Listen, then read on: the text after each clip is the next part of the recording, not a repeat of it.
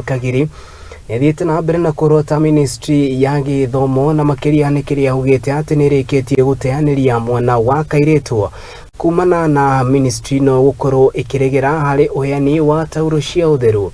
Ukiri uguo kana akiaria hingo ya kuheana tauro cia utheru ari mihari thukuru-ini umwe wa Gamboro ni ugite ari bata wa ministry ya githoomo kuririkana mwana wa Kairetu itemi-ini iria gutigirira ati ni ahumbo Gichonoko na makiria na njira ya kuheo tauro cia utheru niguo gutigirira ati githoomo giake gitinakorwo gikigia na kihinga o giothe.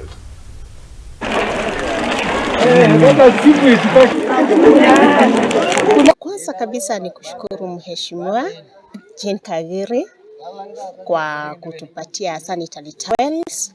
In fact, it has been a big challenge kwa wanafunzi wetu sababu ukiangalia hii sehemu it is one of the marginalized areas na watoto wamekuwa na changamoto sana, especially upande wa wakati wanapata hedhi yao. Kwa hizo siku zao wanakaa nyumbani, na hata akikaa pale nyumbani bado ni shida, kwa sababu ukijaribu kufikiria ama kufuatilia zile vitu wanatumia pale nyumbani, wanatumia sana sana, unasikia wengine ni majani, wengine ni torn clothes, pieces of clothes. Ile kitu imenileta huku ni kuletea watoto wa wasichana sanitary towels, kwa sababu unajua kama mwanamke hiyo ni shida moja tunakuanga nayo, na nikifikiria vile uchumi iko najiuliza na je yule mtu wako kule chini na sehemu kwanza kama hizi ambazo hata chakula ni shida.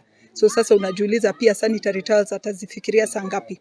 Ni vizuri nitaje hizi sanitary towels si za serikali, ni mimi nilichukua kama jukumu langu, nikasema ni lazima nitafutie watoto wangu sanitary towels juu saa zingine unapata zile za serikali zinakaa. Shida moja tuliongea nayo na Mheshimiwa Rais Dr. William Samoei Ruto, na tukasema ni lazima sanitary towels ziletwe kwa akina mama ambao tunaita women representatives wa county MPs.